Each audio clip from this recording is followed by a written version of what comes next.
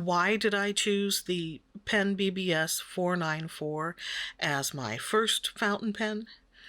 It was cheap. Well, not bottom of the barrel cheap, but definitely budget priced at $12.99. Now, I've heard someone say they got theirs for only $4, but I don't know who's selling it at that price. Believe me, I'd have been happy to save $8. There were other options. I'd looked at the Pilot Kakuno, which was several dollars less, but it did not include a cartridge or a converter. I also looked at the Amazon Basics fountain pen, which is under $10 and has been well reviewed. It also includes several ink cartridges, but again, I would have needed to purchase a converter separately to use my own inks. And for me, a big part of the appeal of fountain pens is the array of inks available from multiple brands. Plus, I just really wanted a pen with a clear barrel. So I went with this PenBBS 494. One of the cool things about this pen is the piston filler feature. All you do is dip the pen in your ink and turn the end to fill the reservoir. Some people advise applying silicone grease to the moving and connecting parts of a fountain pen. I didn't have any handy, so wish me luck. Out of all 6 of the lovely Diamine inks I'd recently swatched, I chose what some might consider the least exciting, Sepia. But hey, I love browns. I was a little nervous, this being my first time and all, but it went smoothly. Sorry for not having a better angle on the piston action, but producer Mike was at work making money to buy me more art stuff.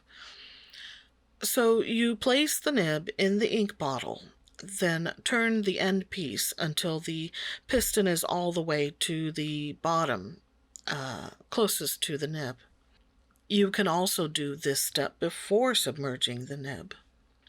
Then turn the end the opposite direction to draw the ink into the reservoir.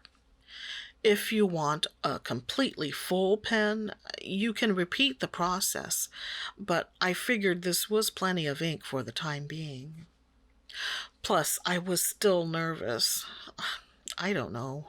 Maybe I feared the whole thing was going to explode in my hands, because part of me felt that a piston filler pen was way too high-tech for me, and that I should play it safe and go back to a Bic ballpoint. But nothing exploded, and I was able to move forward with the testing and sample writing. Something to note, when you turn the piston to where it's all the way up and stops moving, if you turn the end a bit more, you'll hear a click. The knob, yeah, I guess I'll call it a knob, will be a tad wiggly, but you won't accidentally turn the piston because there's resistance. To unlock it, all you do is turn the knob the other way until you hear that click again.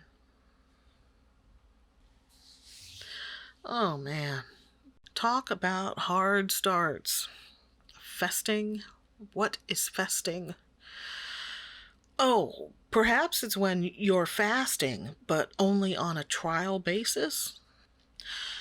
That's the same Bristol paper I used in the previous swatch video, but in a moment I switched to note paper. By the way, I forgot to mention that Shanghai is etched on the nib. F is there too, denoting a fine tip. Also etched on the nib is marshmallow. So make of that what you will. I expect showing this Hello Kitty notepad in the gold roses design is going to generate stationary envy in some viewers, and I'd provide a link for you, but I'm sad to say that thing is like 20 years old. Aside from the decorative elements, the paper isn't particularly special. I mean, it seems like regular notepad paper to me. The writing experience was really nice. So nice, in fact, that since this footage was taken, I keep trying to come up with reasons to write more. And having used this PenBBS filled with Diamine Sepia for notes and lists and whatnot for several days now, I'm really pleased with it. Maybe it's ironic that the most writing I do these days is for my video voiceovers, but that happens in Google Docs, not on paper. I have never made that recipe. Heck, I don't think I've ever eaten it. But doesn't it sound yummy? Go ahead and open a new tab for drool-worthy images of lyonnaise sauce. You can multitask. I was 20 years old when the movie Midnight Run was released. I never laughed so much at the cinema before or since, but that's not the point. The point is, in one scene, Charles Grodin talks about lyonnaise potatoes. It's only less than a minute, right? But I've been curious about it ever since. Not curious enough to actually try making it, though, because to this day I still haven't tasted lyonnaise potatoes, or lyonnaise anything, really. But back to the movie, which is full of memorable lines, but two of the top ones are food specific. I'm talking about lyonnaise potatoes and chorizo and eggs, yet neither dish was ever seen on screen, which from a foodie standpoint is painful. It's like an unresolved plot thread. This was before post-credit scenes were a thing, but if I'd had my way, they'd have shown Charles Grodin enjoying a plate of either lyonnaise potatoes or chorizo and eggs. Anyway, I was thinking of the movie, and that's why I chose this entry from the Food Lover's Companion for this writing sample.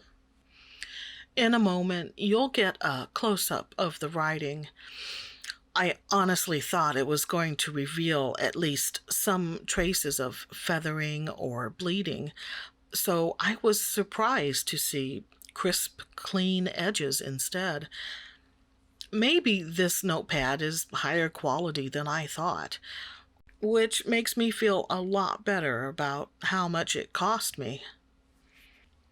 I do have one small reservation, and I'm hesitant to mention it, only because with this being my first fountain pen, I don't really have anything to measure against, but I do sometimes wish the nib moved more smoothly over the paper.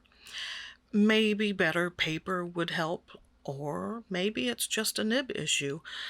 Hopefully, as I gain in experience, my observations will improve too.